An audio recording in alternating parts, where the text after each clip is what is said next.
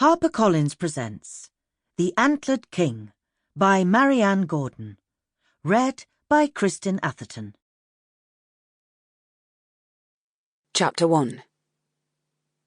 Hellevir stood on the balcony, looking out over the palace gardens. It was night, but a sea of lanterns lit the bushes and trees, a mottled patchwork of latticed darkness and yellow light. Out on the canal, the waters were gently creased by the prows of boats, and from their decks the soft ripple of music could be heard, interrupted by the chime of glasses and the high notes of voices, the trill of laughter. "Don't let all the bugs in," came a voice behind Hellevir. She turned towards Sullivain, who sat reading by the fire, the wisps of her pale hair glowing in the firelight like burning wool. Hellevir obligingly came back into the room and closed the door, slipping the latch into place. She sat opposite Sullivain and picked up her book from the table, but didn't open it. Instead, she watched the glowing logs and the flames that danced above them. The princess regarded her over the pages of her own book, and then lowered it with a sigh. "Are you worried again?" she chided. "I've told you already. Everything will be fine." "You can't know that," Hellevir replied gently. "Yes, I can. The Danaids' ships have weathered worse storms than this." Her lip twitched upward in a half-smile. "Besides, I know it's true, because I can see the future." Hellevir couldn't stop her own smile from growing. "Is that so?" she asked playfully. "Yes, and I predict everything will be fine, and that you'll fetch me another glass of honey brandy." Hellevir huffed a laugh. She stood up and took Sullivain's glass, refilling it from the decanter at the side of the room where her pipe sat, waiting to be cleaned.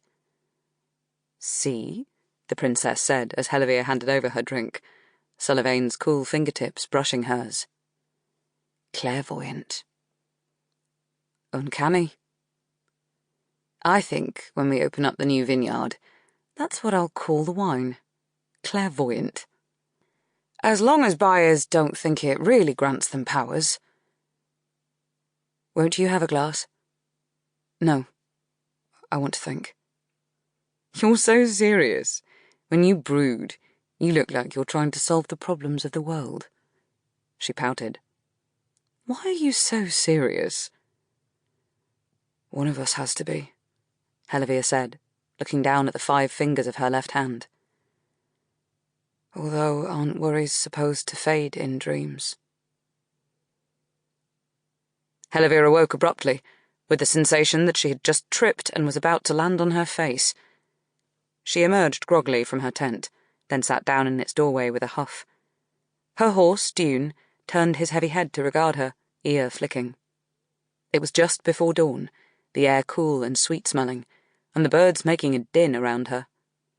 Hellevir rubbed the dream from her eyes and stretched, rolling her arms to work out the knots from lying on the ground. She really had to invest in a bedroll. For years she'd been saying it, and she still hadn't got around to it. She sat for a while, arms resting on her knees, looking at the smooth skin of her knuckles, where the little finger and ring finger of her left hand used to be. The thicket grew lighter around her. Another dream of Sullivain. She dreamed of Sullivain, Princess of the Crown, almost every night now. The dreams had become such a regular thing, so normal, that when Hellevir lay down to sleep she found herself expecting to see Sullivain, in her study drawing something in charcoal, reclined in a boat, with a bowl of strawberries at her elbow, sat by the edge of a canal, sharpening her blade with a whetstone. A loud caw distracted her, and a heavy black raven landed on the saddle, propped up against a tree. She smiled and gave his neck a scratch. "Good night's sleep?" Hellevir asked, leaning into her hand. "Yes. No." Hellevir frowned. "I had another dream of Sullivain." The raven cocked his head to the side. "That's not new." "No. But this time I knew I was dreaming. I woke up because of it."